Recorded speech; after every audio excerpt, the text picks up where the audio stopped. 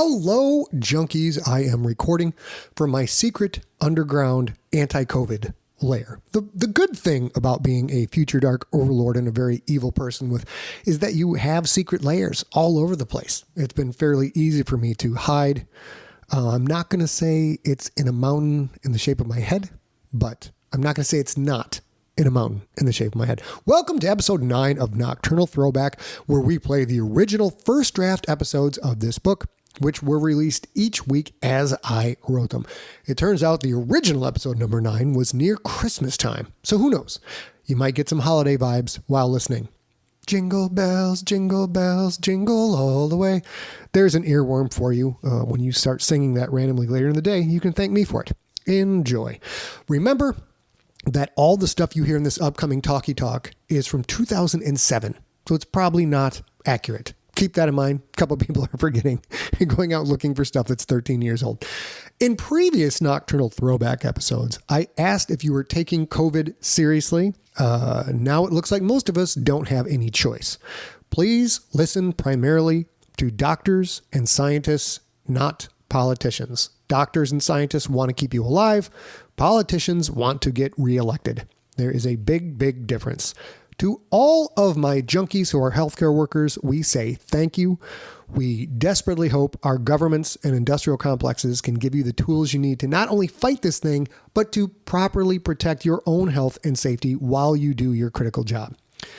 As for everybody else, think about this. Now is the time to be extra careful about everything, because any accident that sends you to the hospital can wind up being a big deal. Hospitals are now or soon will be overloaded with COVID-infected patients. If you're there, you increase your chances of contracting it. So think about the things you do a bit more so you don't wind up having to go. And if you do wind up with a serious injury, that same hospital might be full. There might be delays in getting you the care you need. So even if you know you're completely healthy, even if you know you don't know any old people or those with compromised health, or if you have some kind of job where you have to go out, please keep in mind that you need to be extra safe. Drive extra safe, bike extra safe. Are there assholes on the road? Let them be assholes. Give them the right of way and chill. Anything you can do to put a little cautious thought into the things that you do on a normal basis can benefit you and your fam in the long run. We are all in this together, and we're worried about you. I hope you enjoy Nocturnal Throwback episode 9, and now on with our show.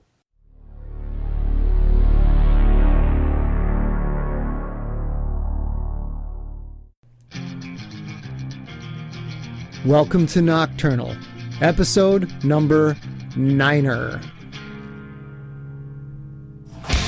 Nocturnal is a podcast-only novel you can't buy in stores and you can't peek at the end. Written and performed by Scott Sigler. More information and more free stories at scottsigler.com. This book contains adult language, mature situations, and lots of violence. Hello, junkies. I hope you're gearing up for a wonderful Christmas holiday. At the end of this episode, I'll clue you into a little audiometrics interview I got to do, which is posted online, and we'll talk about the end of the Sigler Stank Book Tour contest, and a Christmas present from your evil overlord. But now, let's get into the story so far.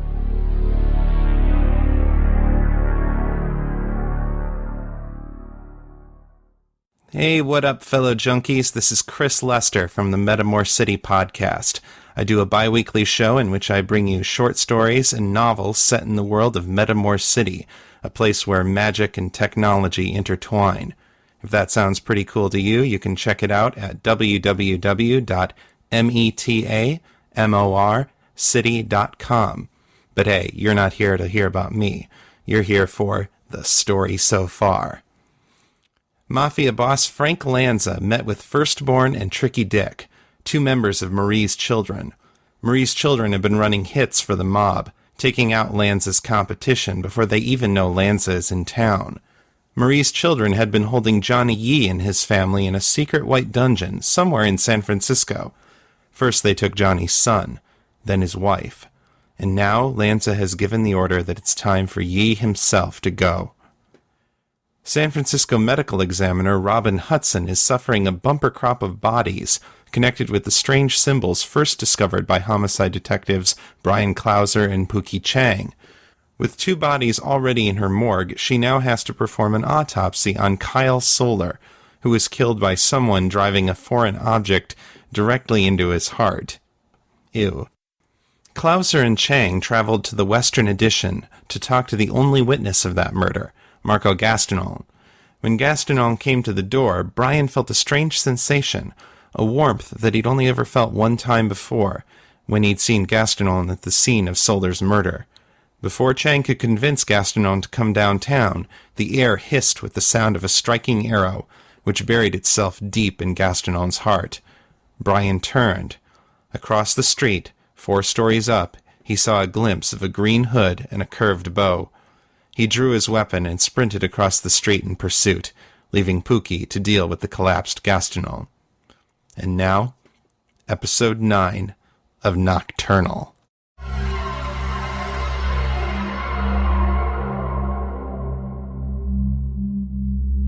I'm not going anywhere, pig. Pig! I haven't heard that one in a while. Been watching old Adam 12 reruns, have we, Mr. Gastineau? Fuck you, pig. I'm not going. Pookie's smile widened. Well, perhaps we should talk this over, Mr. Gastineau, and we can see what's in your best interest. A staccato hiss, a half-second whisper, then an even shorter crunching noise. Marco Gastineau took a short step back and looked down to see a shaft sticking out of his chest.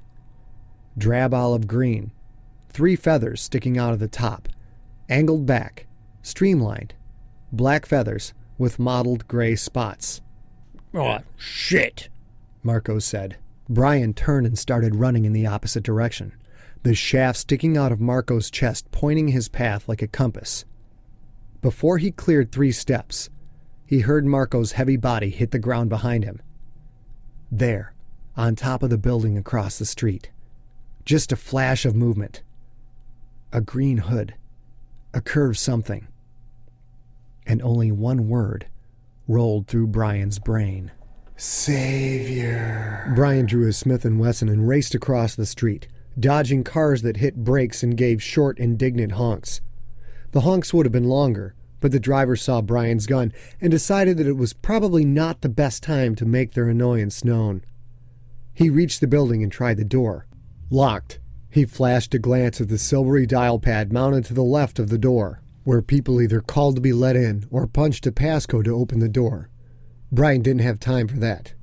He stepped back, then kicked with his left foot. The door's thick glass shattered.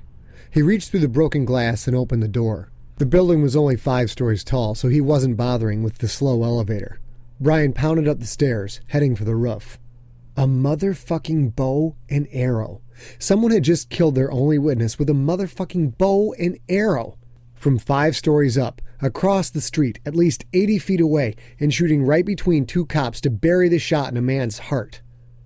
Couldn't have been more than 2 feet separating Brian and Pookie. Brian didn't know jack about archery, but he didn't have to understand that it was one hell of a shot. Brian reached the 5th floor and kept going up. 1 door left, had to lead to the roof. His left hand flexed on the Smith & Wesson. His right reached for the door handle, but slipped off the wet metal. Looking down, he saw the handle was covered in blood. So was his right hand, and his sleeve. He was bleeding all over the place. He'd cut himself on the door glass and hadn't even noticed. The skin on the back of his hand was peeled back in a 2-inch-long triangular slice. He did not have time for this. Brian flipped the skin back into place and held it firmly for 5 seconds. He didn't even have a handkerchief. It didn't matter. He had to move. Now. He gripped the handle again, firmly this time, and found it unlocked. He leapt through the door onto the roof, sunlight blazing down around him, the sound of traffic a faint, distant buzz. Nothing. Wind whisked across the roof, making Brian's black shirt ripple around him. It was a very long, flat roof, with few air intakes and no place to hide. He kept the gun pointed to the ground as he circled the stairwell entrance, then checked behind the 2 air conditioner units. There was no one here. The shooter was gone. Brian dropped to one knee and put his back to the stairwell entrance. He pulled out his cell phone and buzzed Pookie. Brian, you okay? Fine. On the roof. Nothing here. How's Marco? Ambulance is on the way, but I'm afraid raising the dead ain't within their powers. Backup is coming too. Did you see the shooter? I just caught a glimpse from down on the street. He's gone now. This is some fucked up shit right here, Bri. This is some fucked up shit, Pooks, Brian said, then put the phone away. He walked to the edge of the roof and looked down, across Page Street. He could see Pookie standing over Marco's body. He could even see Marco, laid out in his doorway. The shooter had buried the shot. Perfect aim. Near Brian's feet, a colored bit of paper caught his eye. Reese's peanut butter cup wrapper. A smear of chocolate on the white part inside. The chocolate still wet.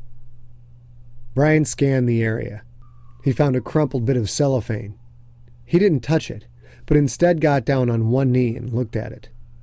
It was a sandwich wrapper. Crumpled, but he could make out the date on the label. The sandwich had been made yesterday. This had been a stakeout. No, not a stakeout. A stalking. The shooter had been up here all morning, maybe even all night, waiting for a shot at Marco. Brian and Pookie had given the shooter that opportunity. Why had the word savior popped into Brian's head? And what was Marco's connection to all of this? Brian holstered his weapon. He held his cut right hand with his left, putting direct pressure on the skin flap. The bleeding had stopped, but it was still messy.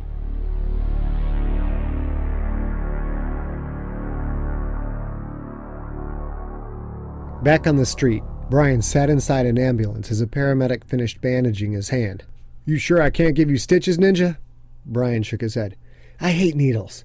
How many would I need anyways?" "Looks like 2, maybe. It's not all that bad, really. I can't believe how much you bled from this little cut. You anemic?" "No." The paramedic shrugged.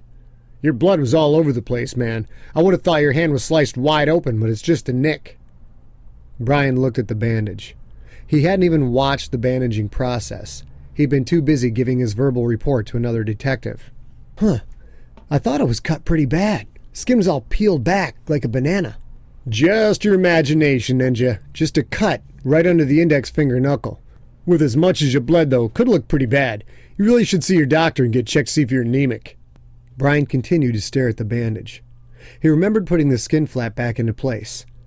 But he'd also been jacked up on adrenaline, and he'd been just about to storm onto a roof where a demented Cupid had whacked his only witness. "All right, so what do I do with it now?" "Just take it easy for a few days. Go to the hospital tomorrow to get the wound cleaned and the bandage changed, okay?"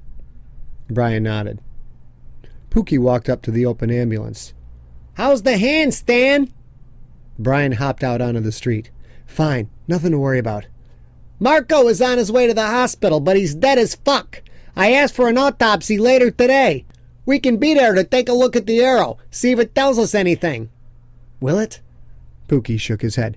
"Probably not. Arrows are mass-produced like anything else these days. We can get a manufacturer, maybe a batch number, might give us some idea of where it was made. But unless we find the shooter and he has another one from the same batch, it won't do us much good." "But it had natural feathers. Don't most of them have like those plastic feathers now?" Pookie stared at Brian for a moment. "You took off, what, maybe 1 second after that arrow hit? Maybe 1 full second, probably less. You haven't seen the arrow since then, right?" Brian nodded. "So how the fuck did you notice natural feathers?" Brian shrugged. "I just saw them, that's all." "Well, yeah, they did look like natural feathers." "So does that make a difference?" "What do I look like, a fucking Fletcher?" "What's a Fletcher?" "It's some dude that makes arrows for a living." "No, you don't look like a Fletcher. I'm assuming that, of course. Maybe all Fletchers look like pudgy Chinese dudes." "Nah, there's only so much of that sexiness to go around. But we're gonna find out about that arrow. I called down to Robyn and told her to move Marco's autopsy to the top of the list. I want to get my hands on that arrow. That's the first piece of hard evidence we've had yet. She said she'll have info for us right away. I think that Solar's killer did the nasty on Gastineau. The arrowhead might help us find the guy responsible for all this shit." Ryan shook his head without thinking about it. Savior. That name had popped into his head when he saw the green hood and the bow. Savior. The one Marie's children feared so badly. Why would Savior kill a witness? I don't think that's right, Pooks. Why not? It adds up. Gastineau saw Solar's killer. Solar's killer takes out Gastineau to shut him up for good. It's like math, only easier. There's something else going on here. Brian didn't know what that something was, but he couldn't shake the odd sensation he'd had both times he'd seen Gastineau face to face. Well, Bray, I think you've been hitting the evidence locker and smoking that good crack. Not the cheap stuff, mind you, 'cause I know how you roll. But let's take a look at the arrowhead and hope it coughs up some details. You ready to head down there and talk with your ex-girlfriend? Pooks, I'm not going to go talk to her. You go do it. Pookie shook his head. No way, partner. We're going down there together. Pooks, come on. Just go take care of it. Your dad called me, by the way. Seems he thinks the Niners are going all the way next year. Also seems you made some promise to him. My dad called you. Are you fucking kidding me? What are you, my fucking babysitter? Pookie shrugged. I just do what Mr. Clouser tells me to do, Brian. Otherwise I might get sent home without supper. And let's be honest here. Are you gonna let some coos stop you from getting the story firsthand? Please tell me you aren't that big of a pussy. Please tell me I'm not about to see you audition for a reality show that features choreographed dancing in spandex. Please tell me my partner of 4 years isn't taking the Twinkle Toes Express to Pansyland. Please tell me... All right! Brian held up a hand in exasperation to cut Pookie off. Fine, you're right. I need to be there. If you would just shut the fuck up for a change, I'll get in the car right now and we can go.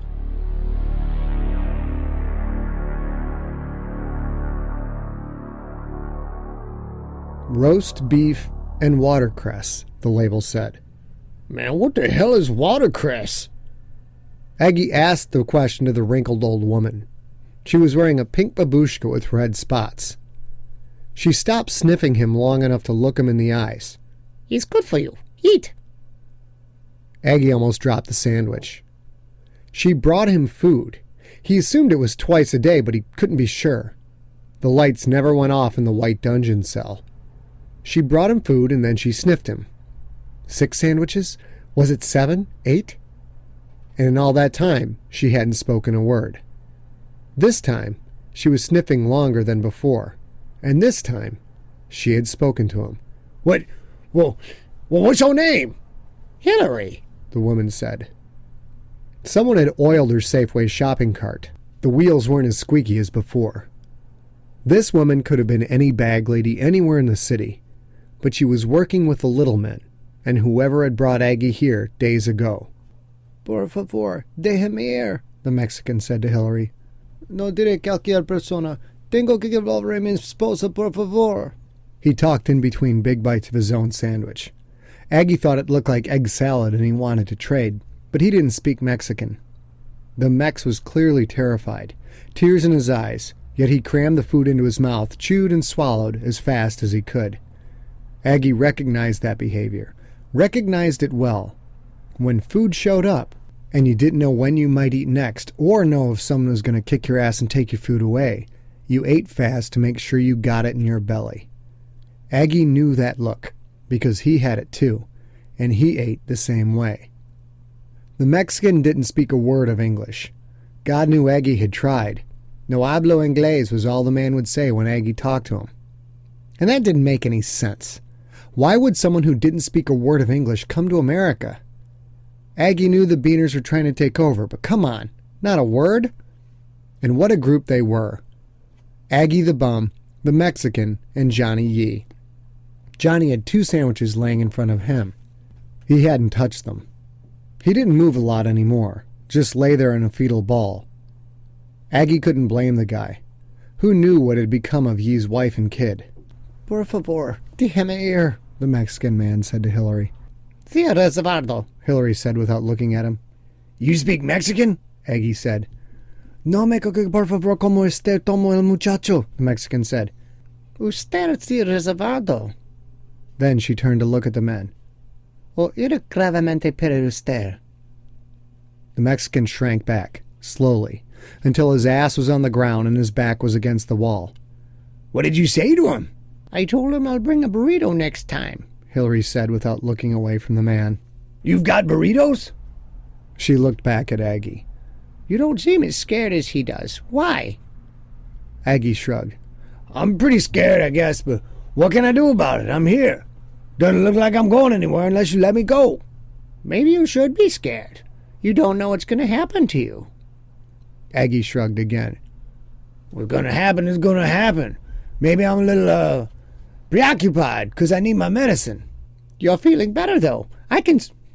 Her voice trailed off, but somehow Aggie knew what she was going to say. She was going to say, "You're feeling better, though. I can smell it." I'd be better still if I could get my medicine. How about it, lady? Can I get my medicine I had on me when I came in? No. But I need my medicine. I'm sick. Hillary shook her head. You don't need it, or you won't soon. We've had many like you here before. You'll be fine in another day or two. Aggie had dried out before. Sure, he'd be fine, which meant the shakes would be gone and the shits and the pukes, but he'd be far from fine. Losing the shakes didn't make you want it any less. Sure I will, but I'll still need it. Hillary smiled slowly. Perhaps by then the need will be the least of your problems. The white jail cell door swung open with a trademark metal squeak. Apparently, they hadn't oiled that yet. 6 of the robed little men came in. Jesus mi ahora, the Mexican said in a quiet voice. Aggie realized the Mexican hadn't seen them yet. He'd been passed out last time. Aggie leaned forward a little and narrowed his eyes. Strangest thing about drying out. Eventually, you see more than you saw before. More details. The men were short, sure, but they were also kind of long. Maybe they weren't short as much as they were just stooped over. Stooped over so much, they would have to have their stomachs and chest resting on top of their thighs. They still waddled, though, legs hidden beneath red-brown robes that dragged across the white stone floor. Something was also wrong with their heads. A man stooped over at the waist like that would have to lift his head up to see straight ahead. But the opening of the little men's hood seemed to point straight out in line with their long backs. They closed in on Johnny Yee. One carried the pole with the hook. One carried the remote control. Johnny Yee didn't move. He remained in a fetal position. The man was a wreck, and Aggie couldn't blame him. They had taken his son and his wife. Johnny had been powerless to stop them. Aggie heard the little men's high-pitched, excited whispers, but couldn't make out any of the words. Too many talking at once. The little man with the remote hit a button, and the chain started to clank. Aggie hustled back to the wall, scooping up his chain as he went. He rested his neck against the hole, letting the chain play through his fingers, nice and smooth, so it wouldn't hook his foot or anything like that. The Mexican was freaked, but not so freaked he didn't mimic Aggie's actions. The Mex had been on the run for a long time, that much was clear, and stayed alive by watching others. As good a strategy as Aggie had ever tried. The chain started to pull tight, and the little men closed in on Johnny Yee. 4 sets of hands reached in, and then the wooden pole descended. Then Johnny Yee's chain stopped with a strange, crunching clank. Aggie looked to the hole that led into the wall behind Johnny. There the chain was balled into some kind of a knot, balled large enough it wouldn't go through the stainless steel flange. The little men looked too, their hands stopping in mid-motion around Johnny Yee's arms and legs. From beneath the pile, Johnny Yee spoke. Now it's your turn, he said. For a man that screamed most of the time, he said it real calm and real cool, but the quiet tone didn't hide the murder that bubbled from every word. He tricked him, Aggie had time to think. He was just playing possum.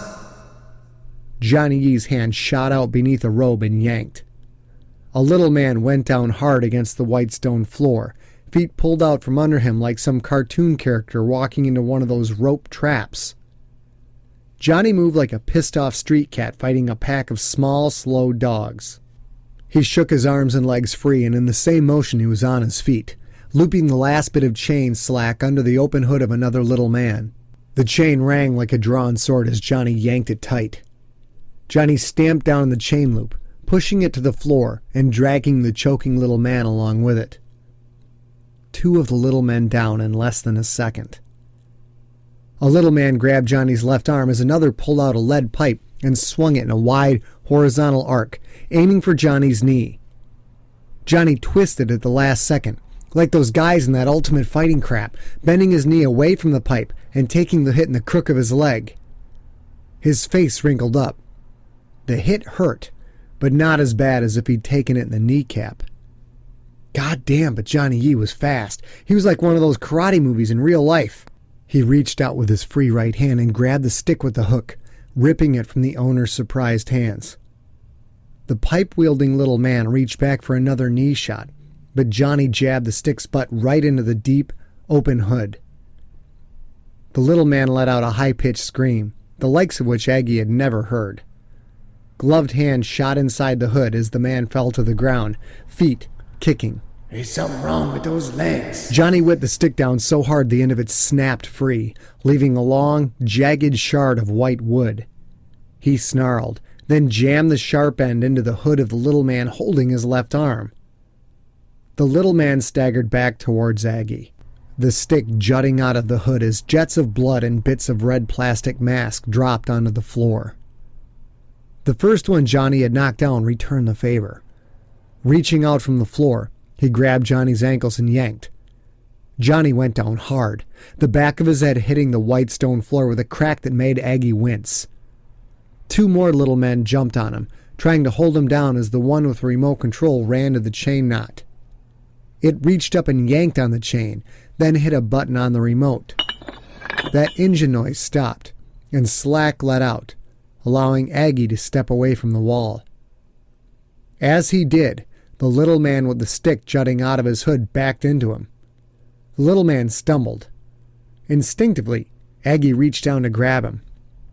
Aggie's hands felt the fabric of the rough brown robe. The engine noise started up again, faster than ever before.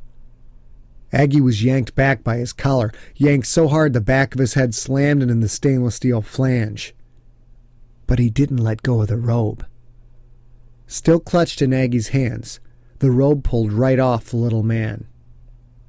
Coughing from the sudden, severe yank against his throat, Aggie stared at the thing. It wasn't a man. It was a thing that sort of looked like a man. The thing fell on its side and twitched. It had long feet and long toes, the space between the heel and the back of the toes at least twice as long as a normal man's.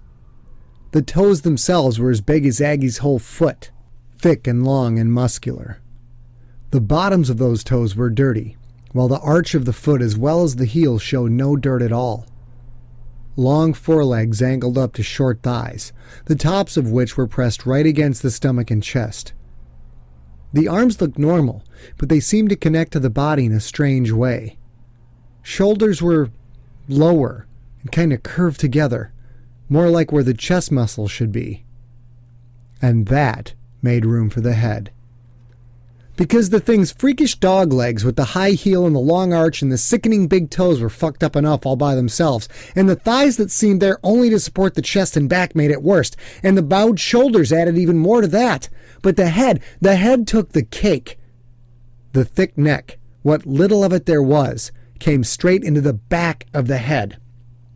Aggie's hand shot to his own collared neck, his hands checking the facts he knew to be true against the thing before him.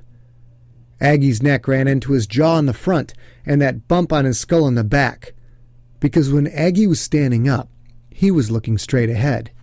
But this thing, this little man, his neck ran into the back of his skull, the top of his neck a smooth curve leading into the top of its head. Like a lizard's neck, like an alligator's. And then the head itself. It was hard to see much of it thanks to the bloody stick that jutted out of one huge eye, an eye that was twice the size of Aggie's. Had it been black? Blue? He couldn't tell, because now it was a red ruin. It wasn't a midget at all. It was a man, bent, misshapen. Perhaps rearranged was a better word. Noises finally drew his attention away from the thing. 4 little men were whacking away on Johnny Yee, all using lead pipes. Johnny tried to fight back, but with his neck collar locked against the wall, there was little he could do. He kicked out, tried to punch, but he couldn't move, and the little men just hammered away on knees, shins, hips, feet, and outstretched hands. Spots of blood covered his blue felt pajamas. The swings continued with the dull thwack of lead pipe hitting bone beneath bludgeoned flesh. His face winced each time a blow landed home. After a few more seconds, he started to cry out with each hit. But the little men didn't stop. They kept swinging. They kept hitting until Johnny Yee weakened so much his shattered legs wouldn't support him anymore, and he hung helplessly against his metal collar. His hands clawed weakly at the collar, but bloody, broken fingers couldn't get enough of a grip to lift himself up so he could breathe. He made sounds that were between a wet gasp and a gravelly choke. His eyes widened in panic, staring straight out as his newly crippled body betrayed him. The one with the remote hit a button. The chains relaxed, and Johnny Yee sagged to the floor, gasping for breath. They grabbed his shattered hands and dragged him out of the room, his pajamas leaving long streaks of blood against the white floor. The one Johnny had got with the chain, that one just lay there, motionless, as did the naked one with the stick jutting out of his eye. 4 more little men waddled into the cell and dragged the 2 corpses away. Silence filled the white room. Hillary calmly rolled out her Safeway shopping cart. The wheels still squeaked a little. The cage door shut. Silence filled the white room, broken only by the soft whispers of the Mexican as he said, "Jesus mija," over and over again. Johnny Yee had fought like a motherfucker with nothing to lose. Aggie James also had nothing to lose, but he couldn't fight for shit. When the little men came for him, he knew he wouldn't be able to do anything about it.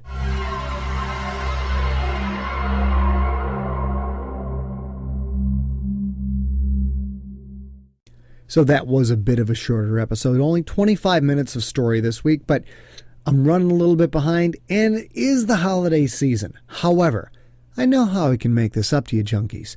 Some of you who follow ScottSigler.com and what's going on there or are on the Yahoo email list, you already know this, but I've posted, for those of you who are slackers for your Christmas presents, you're still behind. You still don't have stuff, but you got some fiction fans, some sci-fi fans, some horror fans on your list. Ladies and gentlemen, I got you covered. Go to ScottSigler.com, and I have a do-it-yourself DVD that costs less than $2 to make. That's if you don't already have the stuff, which a lot of you techies probably do. It's a DVD with over 50 hours of unabridged Sigler audiobooks. We got Earthcore on it, Ancestor, The Rookie, Bloodcast, and the first few episodes of Nocturnal.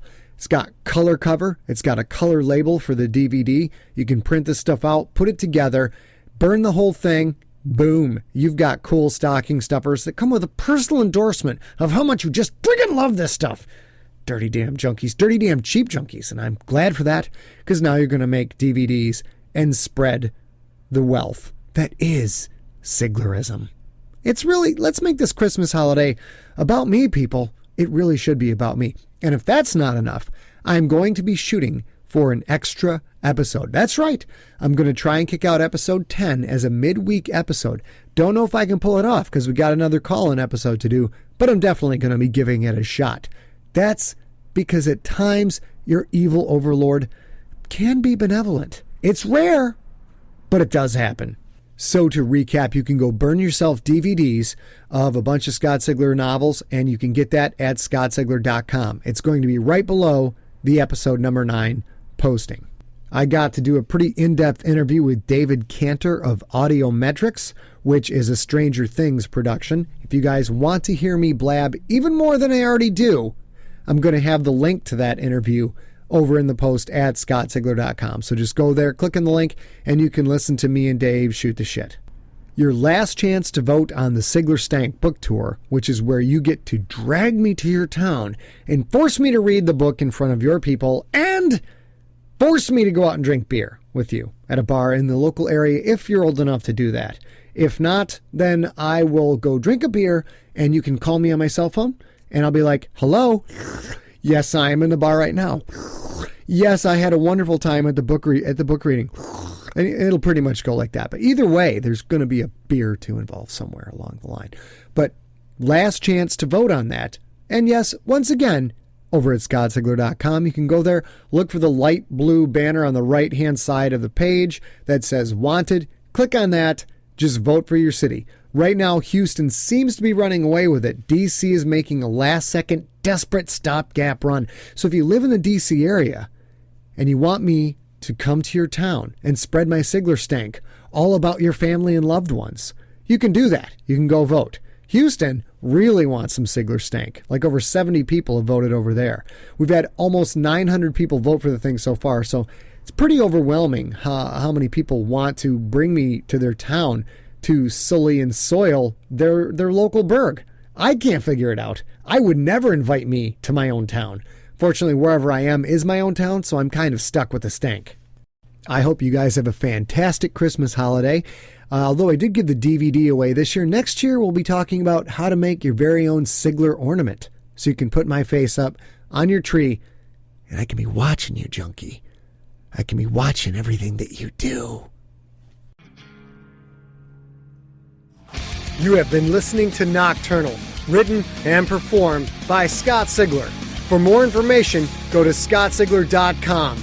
All music in this podcast provided by Uncrowned off their album Devils and Angels, available now at the iTunes Music Store.